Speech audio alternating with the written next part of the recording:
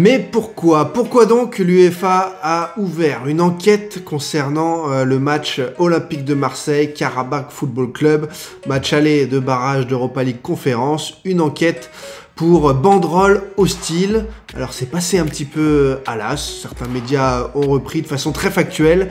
On va vous expliquer, je vais vous expliquer les tenants et les aboutissants de tout ça. Et l'UEFA n'est pas très neutre forcément là-dedans.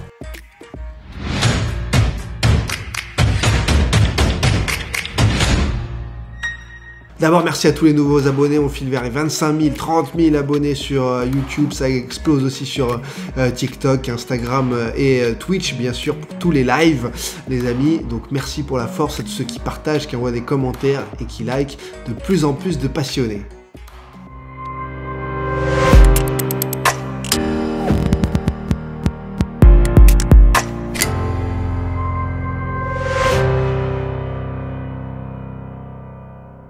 L'info est donc quelque peu passée à la Salle Olympique de Marseille au cœur d'une enquête ouverte par l'UEFA. Cette enquête donc pour des banderoles hostiles à l'Azerbaïdjan, ce qui est très symptomatique de un petit peu la perte de crédibilité de l'UEFA à plusieurs niveaux, de toute la nébuleuse autour des sponsors et de certains pays dictatoriaux qui essayent d'imposer leurs pattes et aussi de faire du sport washing, ça on le sait. Je vais essayer de vous démêler le vrai du faux et de vous expliquer la situation, même si forcément avec mon nom vous avez compris que j'ai des origines arméniennes et que tout ça donc part d'un conflit entre Arménie et Azerbaïdjan. Alors en cause, la réalité sont donc des dizaines de drapeaux arméniens dans le stade à l'occasion de ce match à l'Orange Vélodrome entre l'Olympique de Marseille et le Karabakh Football Club. Sauf que des drapeaux arméniens, il faut bien le savoir, il y en a lors de chaque match, chaque rencontre de l'Olympique de Marseille, parce que Marseille possède la plus grosse communauté d'Arméniens d'Europe, en dehors de l'Arménie bien sûr. Le problème c'est qu'il y a eu aussi des banderoles hostiles à l'Azerbaïdjan, alors pas celle-ci qui dit que le Karabakh est arménien, ça c'est vrai, c'est prouvé, c'est une terre entièrement ou quasi entièrement peuplée d'Arméniens depuis la nuit des temps, mais voilà, d'autres banderoles en effet comme Fuck Azerbaïdjan, là sont un petit peu plus insultants et en effet n'ont peut-être pas leur place, ce type de banderoles, elles n'ont peut-être pas leur place dans des stades de foot. Pour autant, à noter, c'est pas clair hein, dans les deux camps. Et, ok, les Arméniens ont attaqué l'Azerbaïdjan, deux pays qui sont en guerre. Les Azéris venus sur place à Marseille ne sont pas venus que supporter leur équipe. J'en veux pour preuve ces autocollants collés dans les travées du stade Vélodrome pour bien sûr insulter l'Arménie, d'autres banderoles également pour rappeler la guerre de 2020 de 44 jours avec Cry Cry Armenia, pleure Arménie.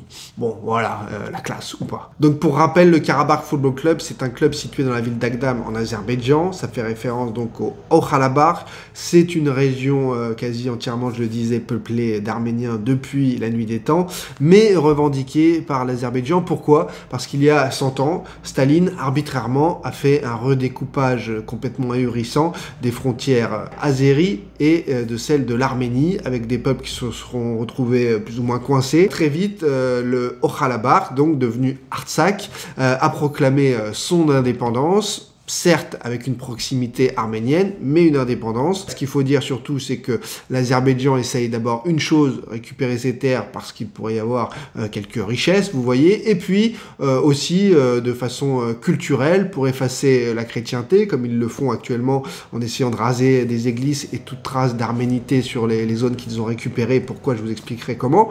Mais ils essayent aussi, parce que l'Arménie est un petit... c'est David au milieu de Goliath et de la Turquie. Ils essayent un peu de reformer une immense Turquie qui malheureusement a un grain de sable au milieu entre la Turquie et l'Azerbaïdjan et là la petite Arménie. Donc vous l'avez compris, depuis des années et des années, l'Azerbaïdjan essaye de reprendre ce territoire entièrement peuplé d'Arméniens depuis toujours, aux grandes dames des populations qui ont donc dû, pour préserver leur territoire dès 88, mener la guerre sur fond de chute du mur de Berlin, de fin de l'URSS, du bloc soviétique. Et donc en 94, après la victoire surprise des habitants du Haut-Karabakh, il y a eu une fin de conflit avec un cessez-le-feu, brisé à peu près tous les mois par l'Azerbaïdjan sans que la communauté internationale ne dise quoi que ce soit. Mais peu importe, depuis 94, il y avait comme un moment de paix. Sauf que en 20 ans, qu'a fait l'Azerbaïdjan? Ils ont décidé de sortir l'artillerie lourde, et c'est au sens propre comme au figuré. 20 ans de renforcement des défenses militaires, d'achat de drones, de coups de pression, de lobbying, énormément. On en voit beaucoup en France au niveau politique. L'Azerbaïdjan a beaucoup d'armes pour réussir ça. Les pétrodollars, ça fonctionne bien. Donc, à savoir, petite info aussi, le budget de l'armement aujourd'hui de l'Azerbaïdjan, ça équivaut au PIB de l'Arménie. Pour vous montrer qu'il y a vraiment un petit poussé, un petit, et un géant grâce au pétrodollar, notamment grâce au gaz qui permet à l'Azerbaïdjan d'avoir une force politique, une puissance financière colossale. Et là, à l'automne 2020, le drame qui arrive pour les populations civiles, l'Azerbaïdjan profite avec la Turquie de la crise Covid mondiale, des élections américaines qui laissent aussi le trouble dans le monde pour attaquer le Haut-Karabakh. Et ils profitent de cette situation avec leurs drones, avec leurs armées, et surtout aussi avec des djihadistes embauchés pour aller faire le sale boulot en première ligne, pour essayer d'écraser les populations, les faire fuir et récupérer, donc, et prendre des terres tout simplement, avec bien sûr le mépris du droit international, le mépris des populations, des civils, des femmes, des enfants, mauvais traitement des prisonniers, usage d'armes non conventionnelles, crimes de guerre, c'est pas moi qui le dis, ce sont les ONG qui se sont rendus sur place. Bref, l'Azerbaïdjan a donc fait la totale pour essayer de prendre ces territoires, d'essayer aussi de créer de nouvelles voies, un nouveau chemin pour rejoindre plus rapidement la Turquie. Petite anecdote bien glauque aussi de cette guerre de 44 jours. Les djihadistes, donc embauchés et dénoncés d'ailleurs par Emmanuel Macron en vain, avaient une prime pour à ceux qui ramèneraient des têtes d'Arméniens. Oui, on est en 2022, mais on est encore au Moyen-Âge pour beaucoup, et c'est dramatique, mais il fallait quand même le noter. C'est ce qui est arrivé donc au front de cette guerre de 44 jours qui a vu l'Arménie en quelque sorte capituler, puisque c'est la Russie sur son cheval blanc qui est arrivée, qui a décidé de poster des soldats au niveau des nouvelles frontières, de faire signer le cessez-le-feu et la reddition finalement de l'Arménie, puisque l'Azerbaïdjan a récupéré environ un tiers du territoire du Haut-Karabakh. Donc voilà les amis, face à tout ça, le peuple arménien a bon dos d'avoir été le grand méchant loup qui brandit quelques banderoles à l'Orange Vélodrome, l'UEFA qui agite un drapeau blanc, qui mène une enquête contre l'Olympique de Marseille. C'est quelque chose de grotesque. Oui, il y en avait, sûrement plus que d'habitude des drapeaux, une ou deux banderoles hostiles. On l'a vu dans les deux camps, puisqu'il y a des banderoles également insultantes envers l'Arménie. Alors attention, qu'on soit bien clair, que l'UEFA ne veuille pas que la politique interfère sur les terrains de football, que les footballeurs ne portent pas de messages à caractère politique. Ça, c'est une réalité, c'est une bonne chose et c'est louable.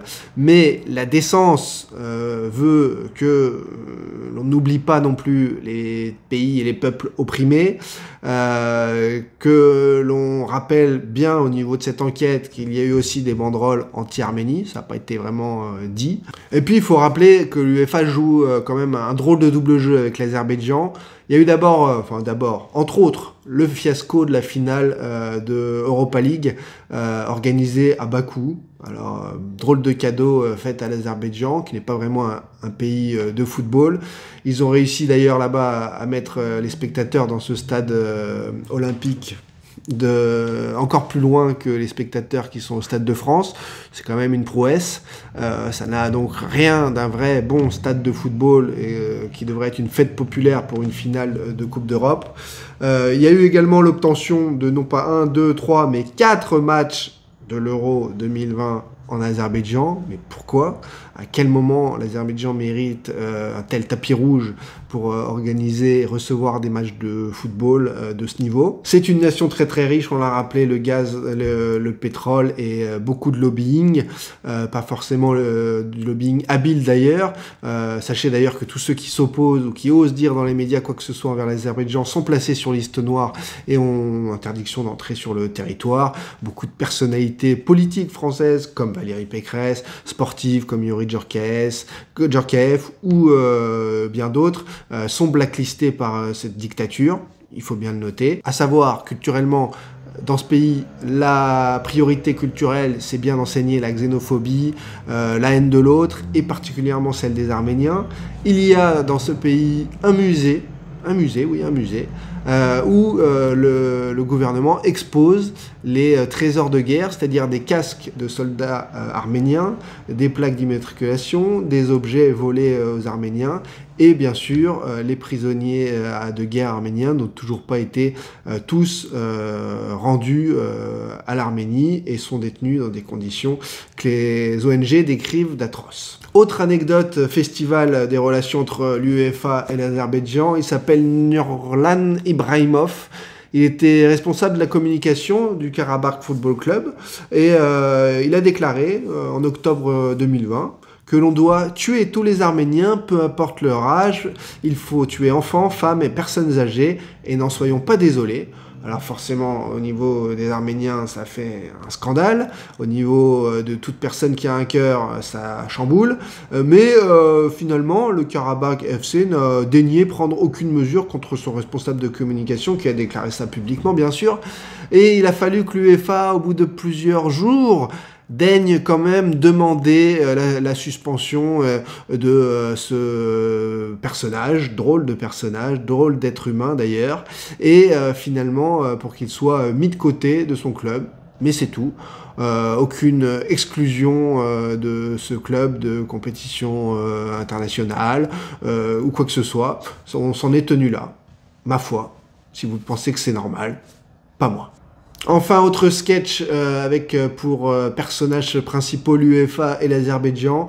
Au milieu de ça, le pauvre Henrik Mkhitaryan, qui non pas une fois, deux fois, mais trois fois n'a pu se rendre en Azerbaïdjan pour jouer des matchs de Coupe d'Europe, dont une finale d'Europa League quand même avec Arsenal. Ça aurait pu être sa deuxième Europa League après celle gagnée brillamment avec Manchester, où il avait été un des personnages centrales. Eh bien, Henrik Mkhitaryan, l'Arménien, un des plus grands sportifs arméniens de l'histoire, joueur d'Arsenal à l'époque, n'a pu se rendre en phase de poule jouer à Bakou, n'a pu se rendre pour des questions de sécurité bien sûr, pour lui et sa famille. C'est pour un Arménien là-bas sur place, c'est très difficile d'évoluer en sécurité.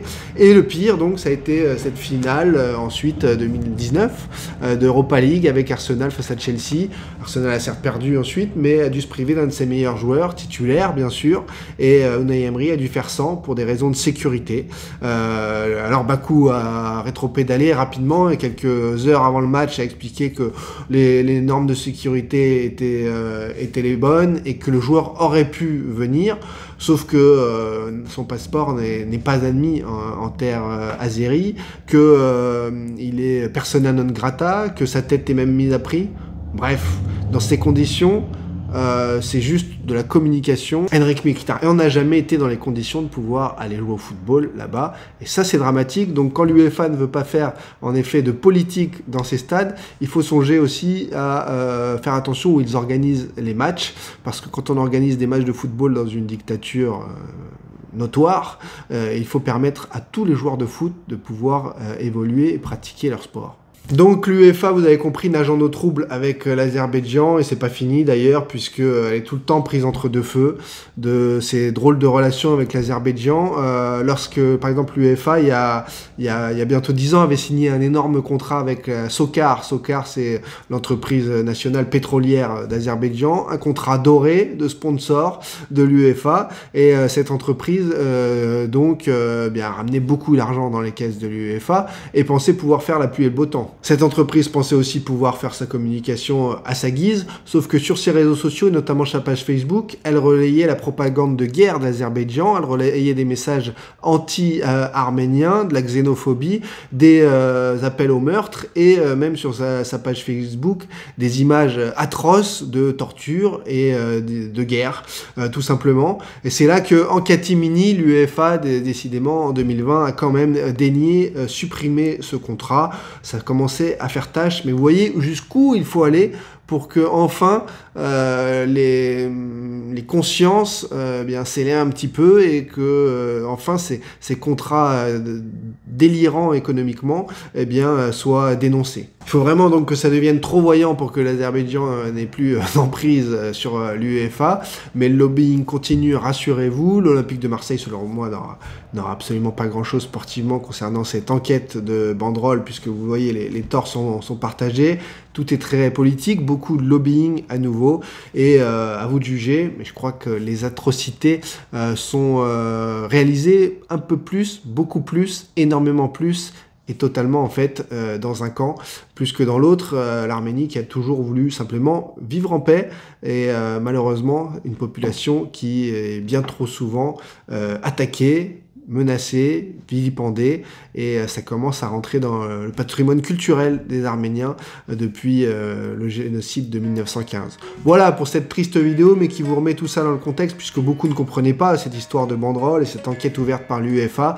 Merci à tous ceux qui vont partager, à toute la communauté arménienne aussi déjà sensibilisée à ça, qui voudra partager ces explications.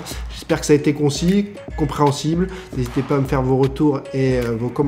On se retrouve très vite sur la chaîne pour de nouveaux lives, de nouvelles vidéos, également sur TikTok et les réseaux sociaux. On est en contact ensemble, Instagram, Twitter et ailleurs. Bye bye.